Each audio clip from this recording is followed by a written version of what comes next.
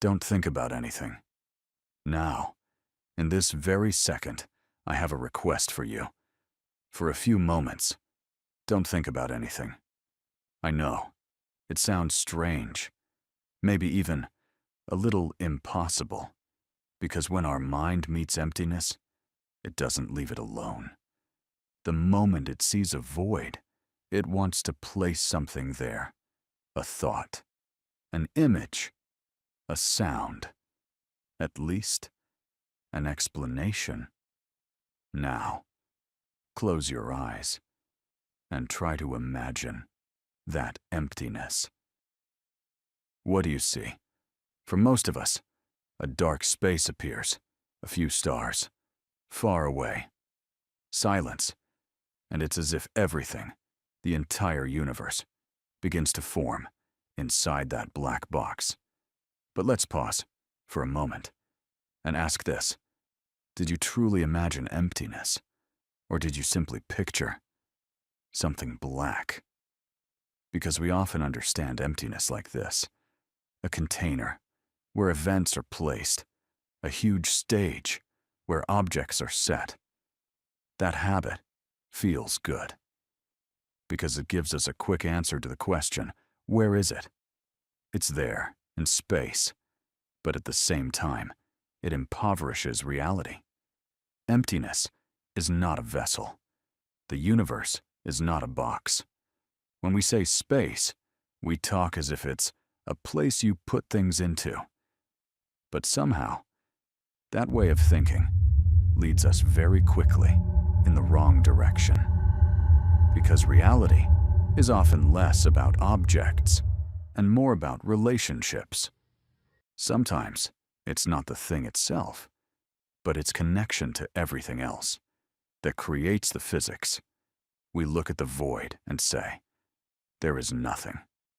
Yet the greatest stories are sometimes written exactly where we say, there is nothing. And here is a key idea. Do you know what it is? You are not looking at emptiness. You are looking at fields. Your eyes may not see the field, but nature works with it. The human brain's favorite game is two choices: yes/no, right/wrong, open/closed, black/white. This game is very useful in everyday life. A door is either open or closed. A light is either on or off. But nature doesn't work like that. In nature, boundaries are not rigid. Transitions are smooth. So many things are not either this or that. They are a bit of this and a bit of that. You can feel it. Where exactly is the boundary between hot and cold? Have you ever thought about that?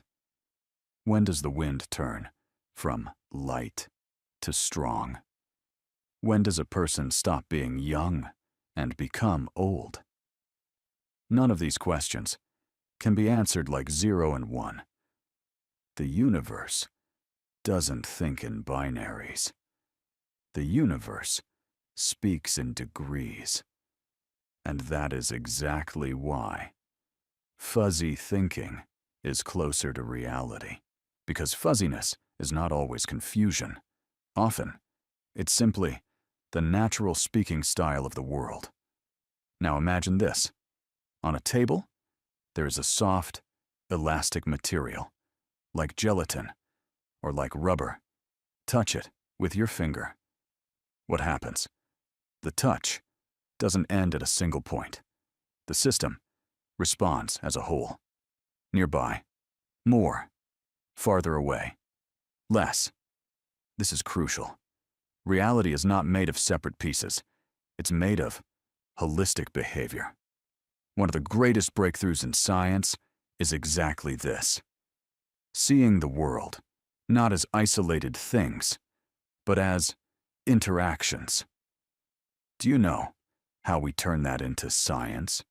Because when we try to understand a system, we often ask, what happened? But that question is not science yet. It's a story. Science begins with different questions. Where did it change? How much did it change? In what direction did it change? And how was that change distributed? Those questions take us from a rough feeling to a measurable structure. And physics begins right here, placing numbers onto space. Sometimes each point has just one number. Temperature. Imagine a metal plate. One side is hot, the other side is cold.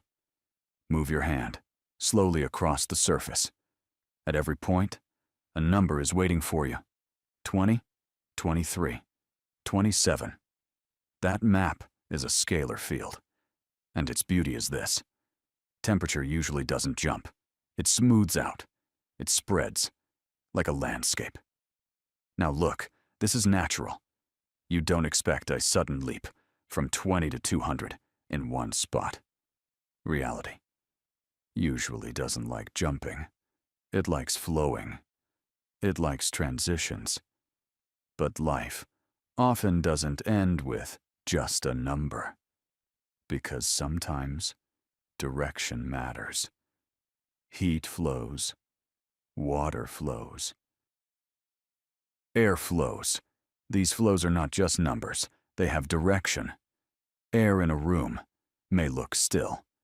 But if you could freeze time, you would see tiny currents everywhere, at every point. A small arrow. That is a vector field. And here, a kind of miracle begins. A field gives you information. But to read that information, you need a mathematical language. Now think, you have a temperature map. So, which way will heat flow? You can't find it. By eye, every time. That's where the mathematical machines turn on. There are operations that make the map speak. They tell you, where is the fastest increase? Where is their accumulation? Where is their spreading? Where is their rotation? At this point, reality is no longer just a picture. It becomes a rule. For example, the direction of fastest temperature increase tells you, go toward a heat. It's like a hidden compass inside the map. Or think about a flow. Water moves through a pipe. In some places the flow spreads. In other places it gathers. That tells you what's happening inside the system, where pressure rises, where it falls, where energy concentrates. Not everything flows. Sometimes the system rotates, vortices appear. It's as if nature loves circular motion. When a leaf falls into a river, it doesn't always move straight, it spins. That spin is not a simple flow. And here is a fascinating truth.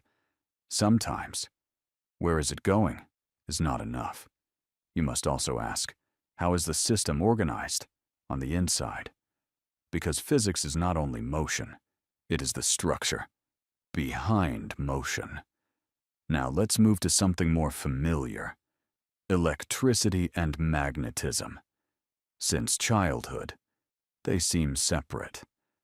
Electricity, current in a wire, a lamp turning on.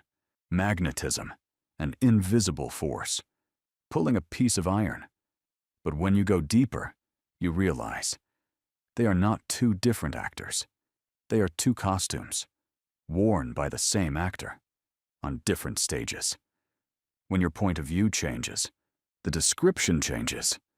When speed changes, part of what you call electric can appear as magnetic. And that teaches us a massive lesson. Reality is not a single picture. It translates as your perspective changes. And the better that translation is, the stronger your physics becomes. Because good physics doesn't freeze the world from one angle. It understands how the world behaves under changing conditions. And that's why completely yes and completely no are often too poor for real systems. Because nature doesn't love sharp borders. Hard borders are human comfort. Nature's comfort is continuity. Think about one concept: hot. That word is not a single number. It's a degree. What one person calls hot weather, another person may call normal. But that is not a weakness of science. It is the nature of reality. Fuzzy logic takes exactly this. Degrees, transitions, the blur of boundaries. And it treats that blur not as mess, but as information. Because sometimes the most important question is not which side is it on, but how close is it? Think about stability in a system. As heat increases, metal expands. But that expansion doesn't happen all at once. It happens in degrees. And unless you understand those degrees, you can build neither engineering nor physics. For a long time, we drew fields as lines. It's visual. It's comfortable. But lines are not reality. Lines are only tools for thinking. What truly exists are potentials, distributions, relationships. Sometimes to understand reality, you don't need the picture, you need the mechanism behind it. And this is where the question of emptiness returns. Vacuum is not nothing. It holds energy. It carries waves. It carries tension. Sometimes the place we call nothing is where the rules work the most. And here, engineering and physics speak the same language: stress, deformation, elasticity. When you think of vacuum as a material, light also looks different. Light is not a flying object. It is understood as a vibration spreading through the vacuum. That may sound strange, but think, how does sound travel? Through air as vibration. Light travels through what we call nothing, so that nothing is not really nothing. It's just that our everyday senses do not see it directly. Now, let's return to the human brain. Our brain loves objects. This table, that chair, this phone. Because objects are comfortable, they have borders, a name, a shape. But the universe's language is often not the language of objects.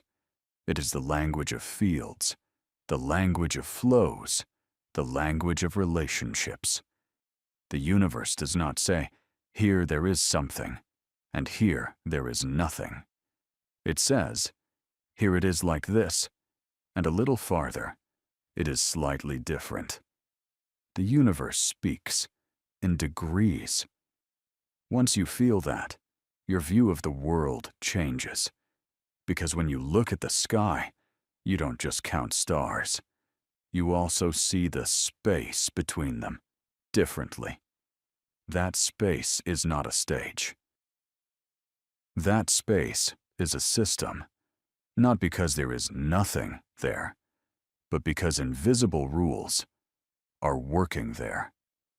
That is why science is not just a collection of facts. Science is a way of seeing. Science looks at the world like this. What structure stands behind what I'm seeing? Where does this change begin? Why does it begin there? How does it spread? What rule does it follow? And the answers are not only in formulas. A formula is a map. But if you don't learn to read the map, it won't take you anywhere. Understanding physics is not memorizing formulas. Understanding physics is learning to see the structure behind reality. Now let's close this with one sentence, but without rushing the ending. Next time you look at the sky, don't see emptiness. See fields, see flows, see transitions, see degrees. Because the universe is not silent. It simply does not speak in a binary language. And maybe science is exactly this. Learning that language. Fuzzy, but precise. Simple, but deep. Invisible, but real. Now, let's admit something. We consider many ideas real only when we can see them, and when we can't, we either doubt them or we feel they're made up. But this is where science has its quiet power. It turns the unseen into something you can read. And it doesn't do it with magic. It does it with traces. Imagine this. There's a scent in a room. You can't see it. But a moment later, your brain gives you its coordinates. It's here. How did you know? From its trace, the scent itself may be invisible, but the effect it leaves behind is felt. Fields are understood. The same way, you don't see the field. You see what it does, and that raises a beautiful question. If a field leaves a trace, how do we measure that trace? The answer isn't always the same, because every field leaves its signature in its own language, sometimes through direction, sometimes through time, sometimes through a vibration so small you almost wouldn't call it real. What we call an experiment is really the art of catching those traces. One example. Think about a compass. That tiny needle chooses a direction as if it's doing nothing at all. You don't see anything visible next to the compass. And yet, the needle decides. The compass speaks. A simple language. It feels direction. And from that, you understand one thing. There must be something here that gives direction. That something may be invisible, but it can be measured. But sometimes, a field doesn't speak as easily as a needle. Sometimes it's so subtle, you need a more delicate tool to catch it. For example, light. Light is brutally honest. It can expose the smallest difference. You split a beam, then bring it back together, and you see a tiny change reshapes the pattern. It's as if light is saying, there is a difference here. That's how fields are often found. They don't show themselves directly. They show a difference. Now, let's go one step deeper. Sometimes it's easier to find. Not the field itself, but the field's hidden controller. And that controller is often one word: potential. Potential is a strange idea because it doesn't push you directly, but it guides the system. Imagine this. You place a ball on a slope. Where the ball will go is not really a question. It will go. The real question is, what is the shape of the slope? Because the ball's story depends on the slope's story. Potential is like that slope. You can't hold it in your hand, but inside it, the system finds its path. And here, a quiet principle of physics appears. A system often chooses the easiest path, not the shortest path, not the fastest path, not the prettiest path, just the least costly path. It's as if nature says, I won't waste effort. That single idea opens a huge door, because you suddenly realize sometimes you don't need to watch motion to find the rule. You simply ask, what is this system trying to reach? Where does it calm down? Where does it settle into balance? And the answer leads you to the law. Now, one more word. Symmetry often feels like beauty to us, but for physics, symmetry is not decoration. Symmetry is the signature of laws. For example, you take a step inside a room, you stand in the center, one step right, one step left. If the room stays the same, if the rules don't change, just because you moved, then there is a special kind of stability here. And physics says, if that stability exists, then something is conserved. It's a deep idea. It's as if the universe is saying, where I allow change, I will still preserve something. At this point, science becomes strange, because you see, the conserved things, energy, momentum, angular momentum, sometimes don't come from matter at all. They come from the symmetry of the law, meaning the pillars of reality are not always objects sometimes. They are the rules themselves. Now, let's come closer. You see the everyday world. A stone falls, water flows, wind moves, but underneath it all, there is a sentence that ties many things together. If the laws don't change, the results remain stable. It's simple, but powerful, because it teaches you this. The stable part of reality is not objects, it's rules. Now let's open the door to another deep layer. One of the biggest fields is hidden inside our very idea of space. Most of the time you feel space like a background, but sometimes the background is not background. Sometimes the background is the game itself. Think about it like this. You stretch a sheet of fabric. When the sheet is flat, a ball can roll straight. But if the sheet is pulled down, in one place, the ball's path changes. The ball feels a force, but it's not a force. It's just the shape of the sheet. And suddenly you understand. Sometimes what you call a force is really a consequence of structure. That idea can take you very far, because you realize sometimes the universe behaves not because something is pushing, but because the structure is like this. Now, hold that thought for a moment and open another door, the microscopic world.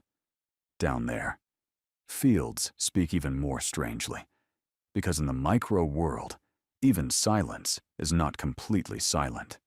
You want to imagine a perfectly empty place, but at the smallest level, the idea of perfect emptiness slips out of your hands, because even there is fluctuation. Sometimes you shouldn't think of it as sound, but as the possibility of vibration. It's as if reality is saying, even at zero, I won't fully stop. This part is sensitive, because the brain's old habit returns. Either it exists or it doesn't. But the micro world doesn't like that. Down there, many things begin as it could be, and when you measure, that could be becomes an outcome, as if reality starts as possibility and then leaves a trace. What does that mean? It means that when you look at nature, you don't only ask, what happened?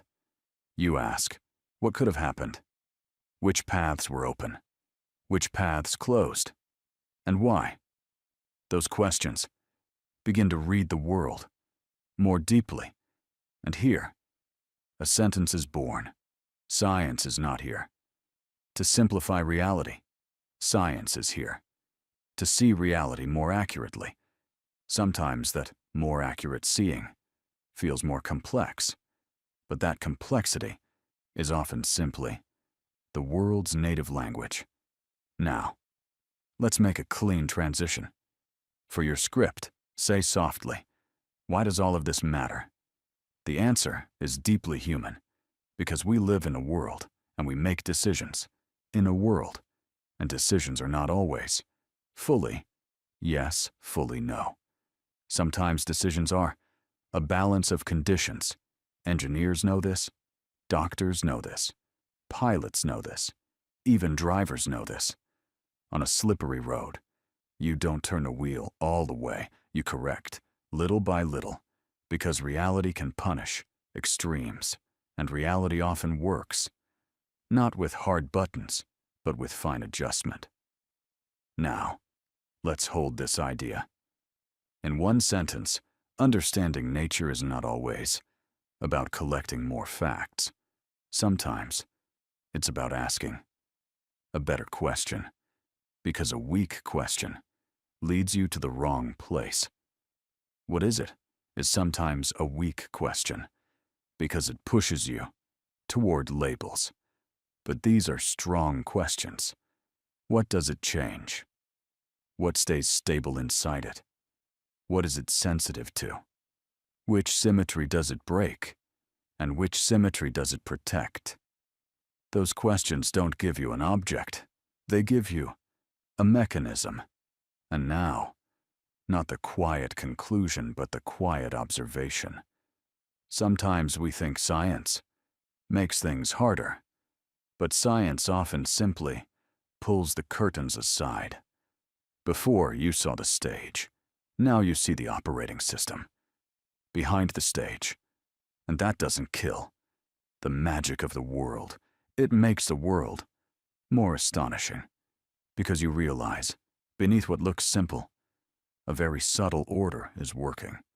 And that order continues, even when you're not looking.